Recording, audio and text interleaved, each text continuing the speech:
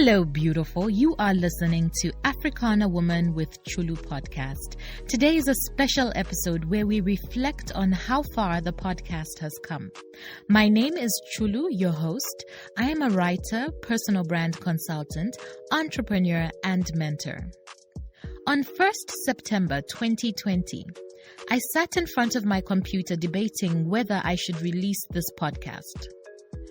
Would anyone listen? Would anyone find value from these conversations? What if people don't like it? Those were the questions swirling in my head as I looked at the publish button. I took a deep breath and said, "You will never know unless you try." So I clicked publish. The podcast was now out in the world. There was no turning back. 2 years later, the podcast has evolved into such a beautiful space where women are empowered. I have had beautiful conversations with over 70 women from more than 20 countries. Certainly, you cannot be the same person after being exposed to what it means to be an African woman. Today, I want to share 33 of these stories that embody who Africana Woman is. The first set of stories are told by Kako, Lelo, Lubunga, Penelope, Asedi, Keji, Natasha, Tuba, and Mehntay. Listen, as women, we go through a lot. We experience trauma. We are taught to be ashamed of ourselves, and we are conditioned to accept it all. The women paint a picture of the variety of situations that could happen to any woman that is listening, which she is then expected to pretend does not affect her. For me, I was just really experimenting. I was just what will it be like to be a mother or to have a child? And I think in the beginning, I didn't even realize what I was getting myself into until, I realized that I was actually expecting my first child. My relationship with my mom as I was growing up, we were close, but she was a very firm mother, let me put it that way. Yeah, there were some conversations that I think I have with my daughter that I wasn't able to have with my mom, because I think at that time those were things that I think our parents were just not very comfortable about talking to us about. The problem about fornication as a sin is that the result of it can be physical, right? So people can lie, people can steal, people can murder, people can do all sorts of sins, right? And there wouldn't be proof. Or, people can do a good job at hiding the proof of their sin. But when you fall pregnant and you fall pregnant out of wedlock, it becomes a public thing. It becomes something visible for everybody to see. Everybody knows what you did. I felt out of place, I felt ashamed. I felt a bit guilty, and especially when people don't come to you straight, especially when people are very silent about it, and it almost feels a bit like, why are they not saying the things that sometimes I think that they're thinking, and I felt, I think a particularly hard day that I can remember was Mother's Day. I think my very first Mother's Day was very tough for me. So in my head, I'm like, if this is all there is to motherhood, one, I don't want another baby. And number two, I questioned myself a lot. I questioned myself if I was capable of nurturing this being and just taking care of them. And I'm not going to lie, this is something I've spoken about. I'm not proud of it, but I want to put it out there that motherhood is not a joyful ride every single day. There are days when you hate being a mother. That doesn't make you a bad mother. I just want to put it out there. But it's life happening to you.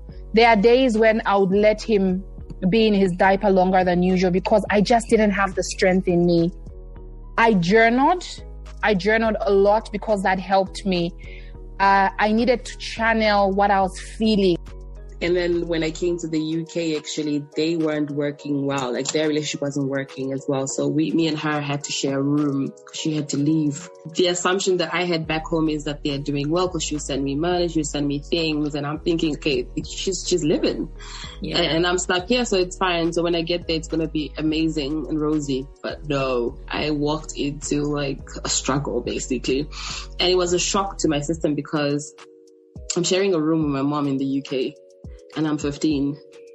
In my head, that's not what I came here for. Like, what is going on?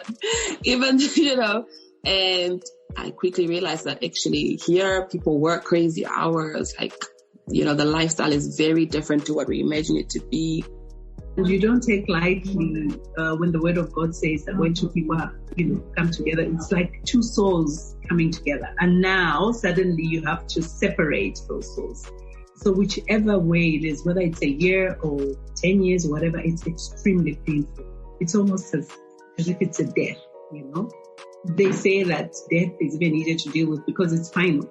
But with divorce, this person is somewhere around, and you perceive them as, oh, they must be happy without me, they must be having a good, so that in itself is very difficult. So I think the first thing to remember is that it will not be easy. Second thing to remember is that you have to allow yourself to breathe. Whatever emotions you're feeling, you cannot block them. You have to go through the emotions. I think it was probably my first experience of trauma. Okay.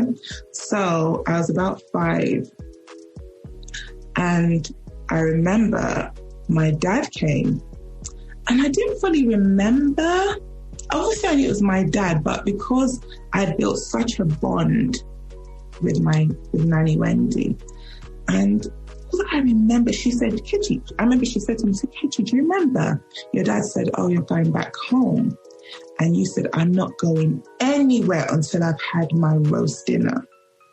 So she went and had to go and buy the food and she cooked it for me. Okay, prepared it for me.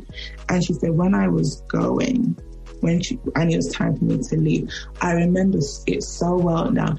I screamed and kicked and said, I'm not going anywhere. My dad has always been drinking. So, there are times he'd come home, he's drunk, and my mother is just there, being the sweet lady that she is, trying to be there for her man. But then he was just a wreck, really. It's not arguing, it's something else. I remember one memory when I was super, super young.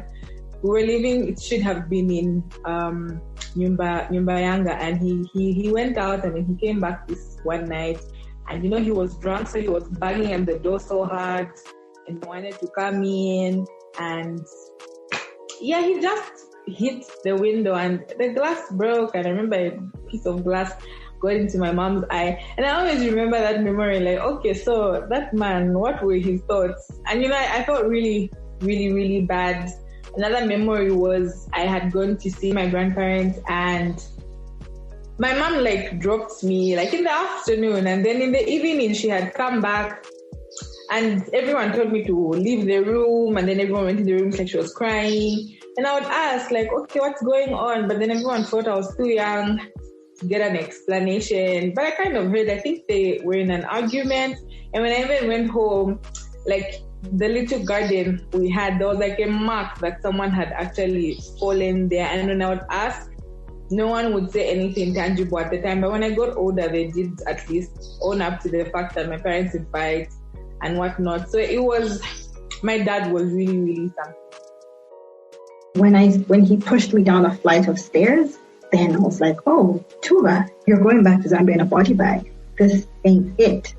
So, but then I knew myself. I've always been kind of fairly self-aware. So I knew that if I leave him before I'm ready, I'm just going to go back.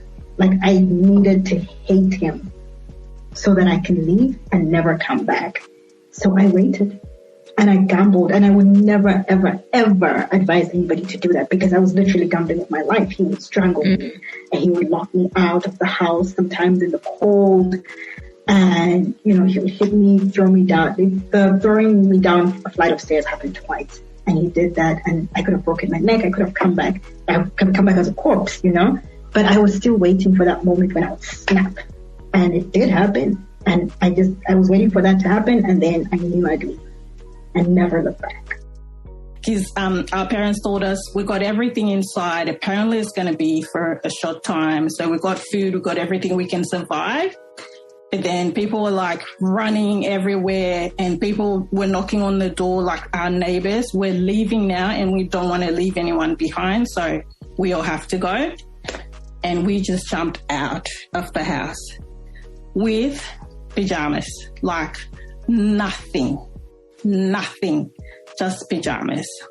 And our parents tried to tell us that it's only going to be for a week. We're going to be back. Don't worry. We never came back. And that was since 1990. We ended up running away from Liberia. It is so weird that no one ever says, wait, that was traumatic. Do you need help to process what has happened to you?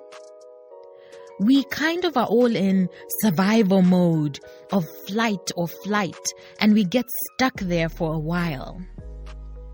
I think this happens because our culture tends to shy away from uncomfortable conversations.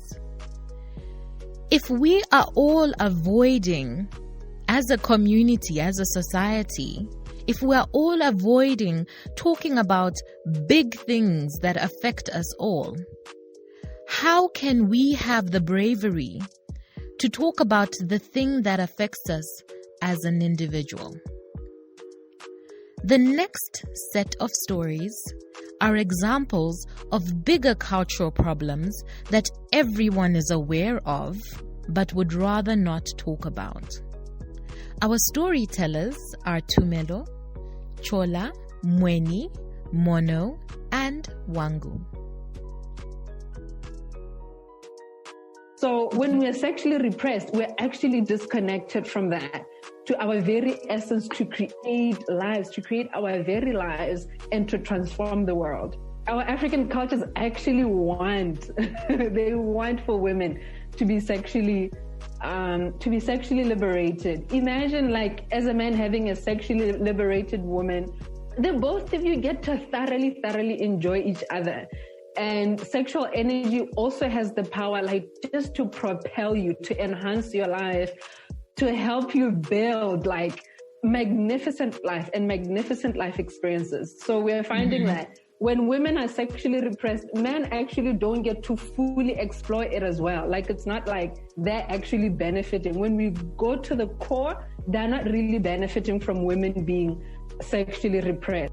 Assuming that because you're a man, you're supposed to know certain things and you're supposed to have a certain kind of order and you're supposed to have things sorted out by this age. There's just expectations that are put on men. First of all, it's okay, you can't cry. So the emotional side is, you can't really show your emotions. So don't even dare break down and cry for anything. It's also like at a certain age, you should have moved out of your parents' home and you should be earning a certain amount of money. And then they're getting married out of peer pressure. And they have no idea what to do with them. But the girls, from the time they're little, they're playing with their dolls, they're playing with little pots, they're being socialized from a very early age of cooking and cleaning up and looking after everyone. And the boys are you're just allowed to play. So, so to ask a 30-year-old guy to become serious and manage a home when you haven't been helping him. My grandparents passed away because they just passed away like 4 months in between. So it's almost the same period. I got to go for therapy because I think I'm saying this a lot, but it became bad and I went for therapy and I could see my brother. I could see he needed the help as much as I did, but he didn't speak about it. And people couldn't see because he could hide it so well. So I always wondered, like I talked to him, how do you feel? You wouldn't find him talking about how he felt. It just became so bad where now like stopped going to school, would start passing out, and people just said he's not okay. And like, yes, he's not okay, but he's not okay mentally. His mental state is not okay. So it's a whole lot harder on the men than it is on the women. Before Kaunda became president, people lived in their provinces. So Northerners lived in the Northern province, Southerners in the Southern province, Westerners in the Western province, and so on. So because of that, they didn't really interact with each other. So I think out of that, they then created assumptions. Let's say one Bemba person meets a Tonga person, and their experience with that person was that person was selfish. Then they go with it, and now they just go around saying, no, Tonga people are selfish. So now everyone, and it's continued now, because there are actually even some people who would tell their children, so don't marry a person from that clan because they're like this, and so on and so forth. So I think that's how all of this started. And then now we found that when Kaunda came into power, he tried his best to encourage one Zambia, one nation, and mixing of tribes. So then you'll find that people from Northern province were being posted to Western province. I feel like there isn't much solidarity among African Americans and Africans, because there's also a tension between those two groups of people. Because I've heard arguments like, oh yeah, African Americans are coming at Africans like, oh, you sold us off, you gave us up, we were here slaving away and you sold us, and so we're in this mess because of you. It's that kind of a situation. And then but then at the same time it's like, okay, well, we're going through this together right now, we're going through this whole racism thing together. And I think it just helps if we're working together to fight it, and we're not, fighting each other. It's better if, we're working together against it, not working against each other and it's working against us. In as much as we can try to hide from our problems, most of us come face to face with it in what they call the dark night of the soul.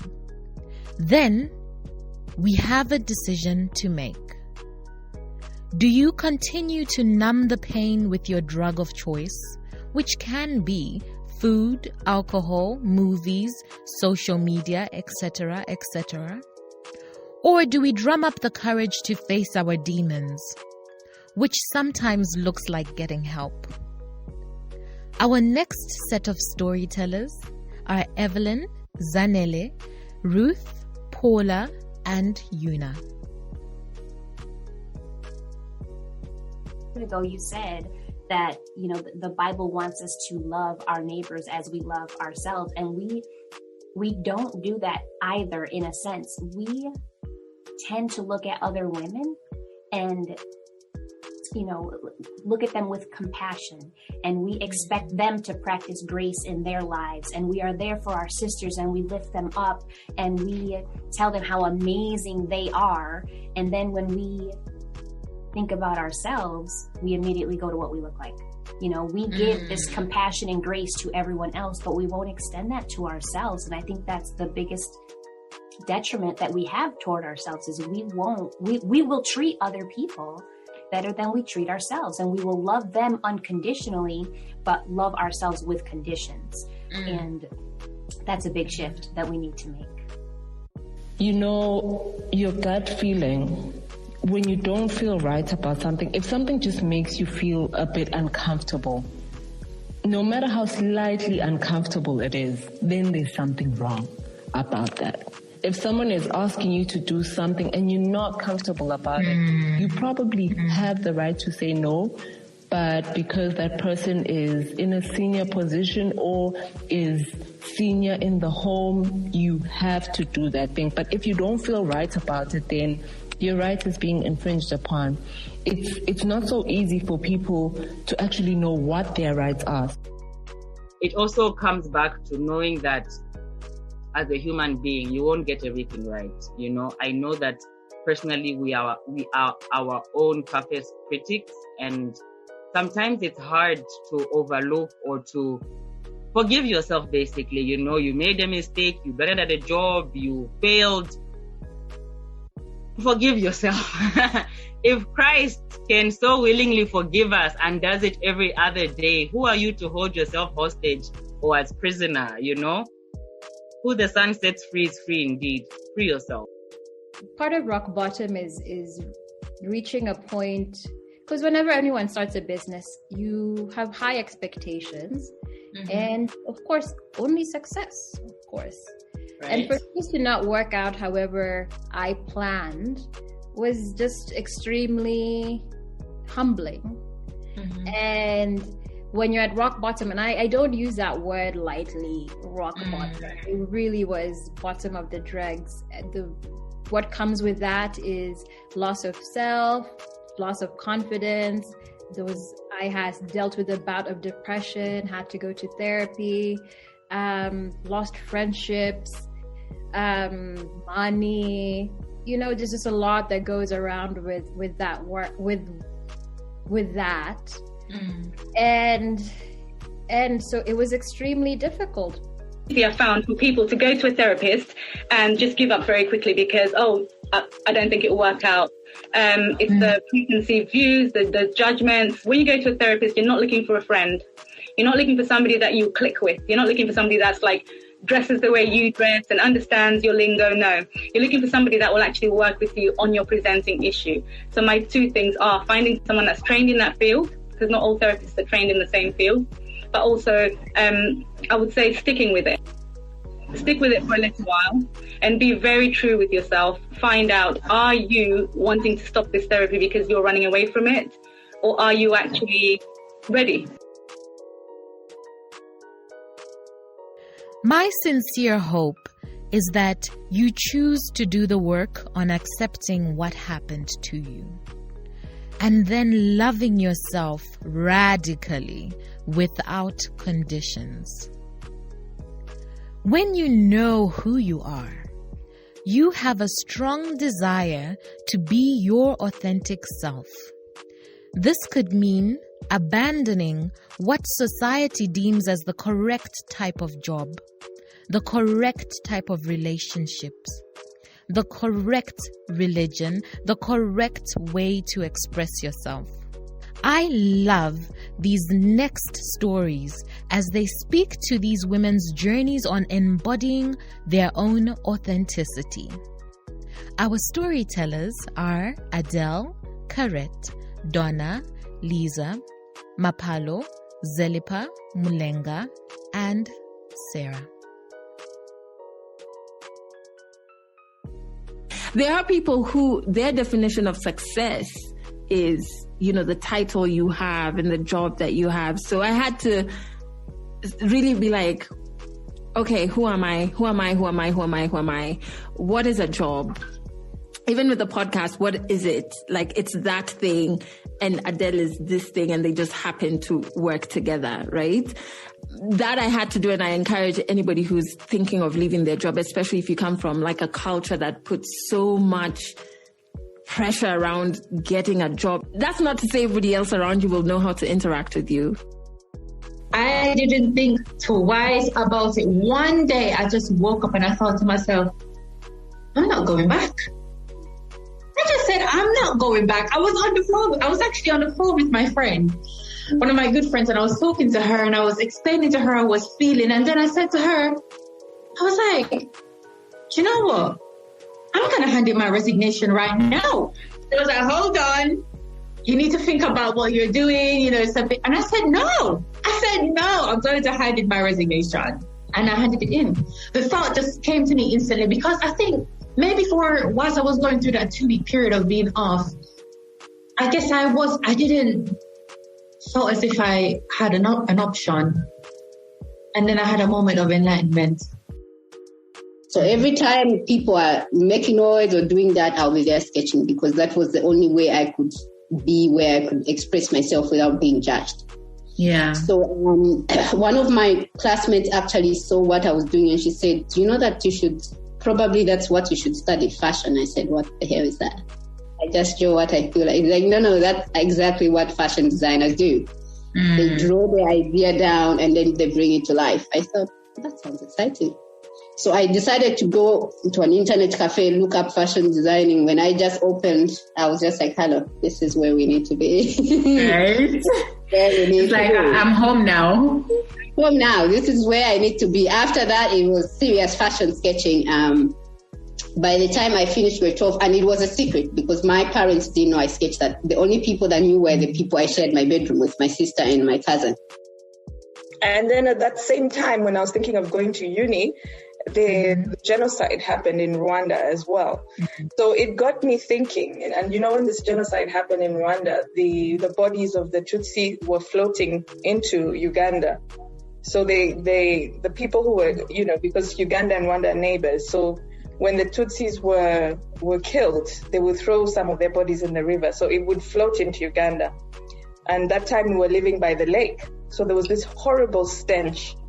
And I didn't understand it at the time, but when I asked my parents, like, what's going on, you know, watch the news, then I said, you know what, I think I will study law, but I'm not going to do commercial law. I'm going to do something like human rights, humanitarian, where I can make a difference. And that was my mindset, because initially I was like, okay, I'm going to do like, make lots of money, go into commercial law.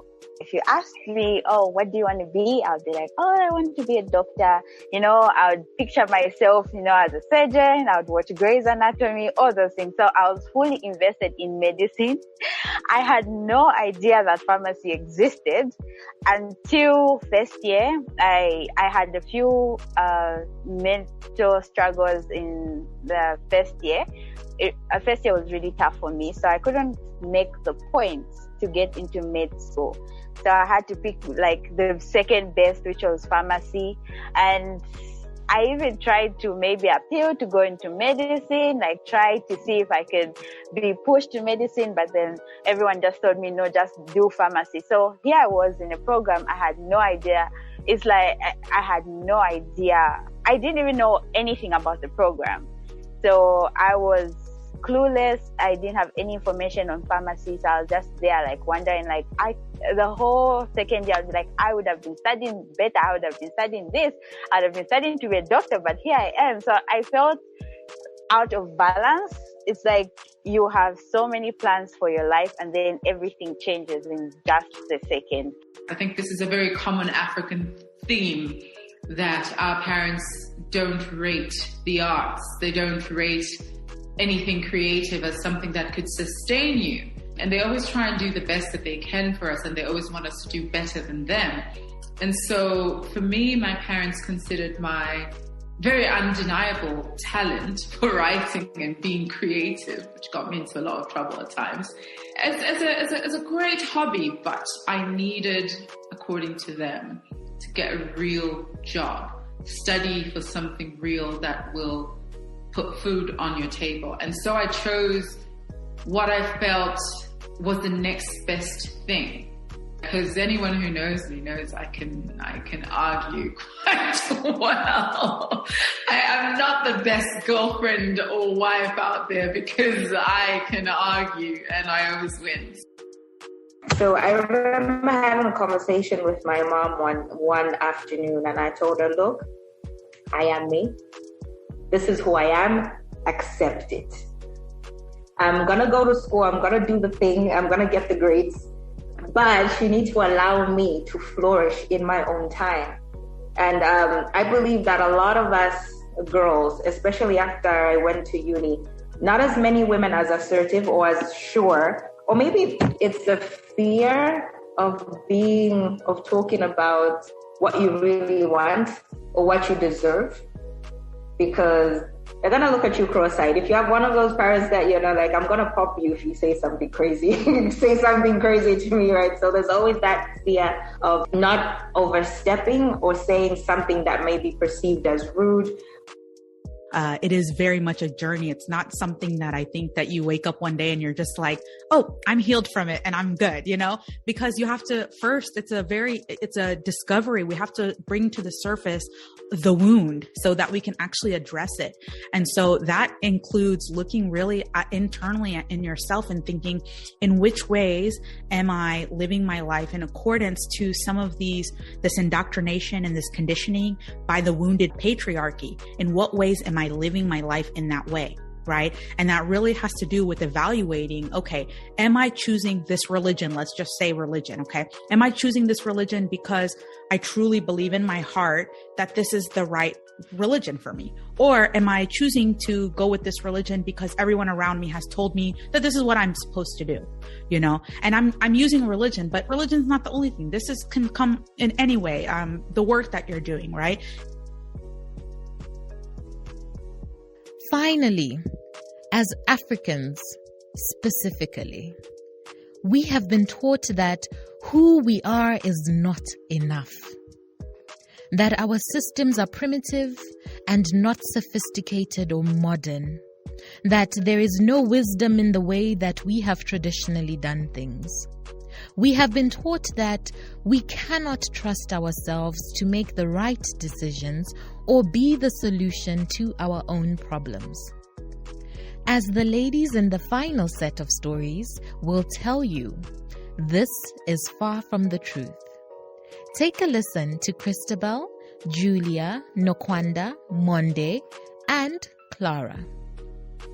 I was doing research sometime back in Zambia, in rural Zambia. Maybe this must have been in Eastern, maybe Chipata is in Eastern, right? Yeah.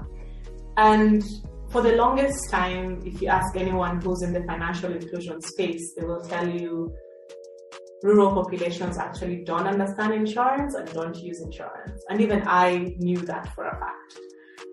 So we go in and we're doing research with village savings and loans groups. This is groups of women, typically about maybe 10 to 20 or so. They come around in circles, maybe once a week or every 2 weeks, meet, put in money in their social fund and give each other loans.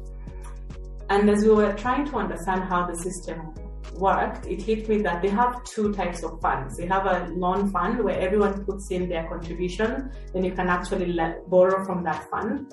But they have what is called a social fund, where everyone chips in, whether it's 5 kwacha, and then if something happens, God forbid, you're able to then contribute towards the member who either maybe has lost a family member or has someone sick in the hospital. And then it hit me, but that's what insurance is. You actually pay premium in the hope that if something bad happens, you're covered. It's insurance, but it's not framed in the way a financial expert, for example, might frame it. And they also, when you ask them, do you want insurance? They'll say no. But because we're using different language, because we're not trying to understand how their systems work, we just made assumptions that they're likely financially illiterate, they're not interested in insurance, and we should not even try to design an insurance product. At first, when I was doing the initial video, of course, I didn't think much. I was talking about myself and putting myself out there in the shoe of those who are going through the same predicament and everything. And when now this opportunity of doing a match came up, I was like, yeah, I think it's time of us not just doing complaints on social media or just doing videos or just writing down our events online. I think this is a good opportunity to just speak out so that we see that something will happen at the end of the day. Or maybe the youths out there, as much as they did not come, maybe they can see actually the repercussions of the people they get to elect and give this stage.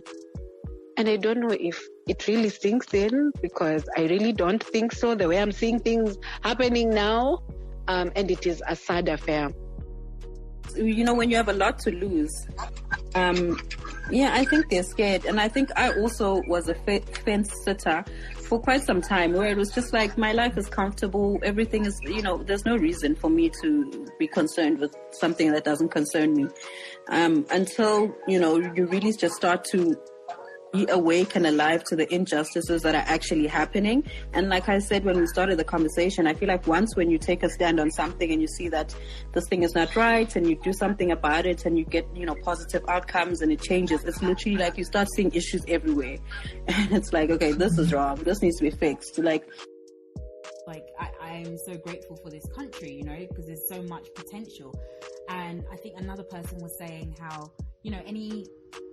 any problem that you see in Zambia is a potential business idea. Exactly. So, if you're coming here with the mindset of, Zambia hasn't got this, Zambia hasn't got that, if you're able to solve that problem, because there are people who see the value of that, and if people are able to benefit from that, you're able to monetize it.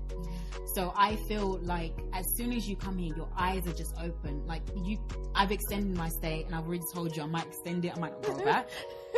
Because of this potential that I'm seeing. I'm like, we could do this, we could do that, we could do this, we could do that. I can't solve all of our problems.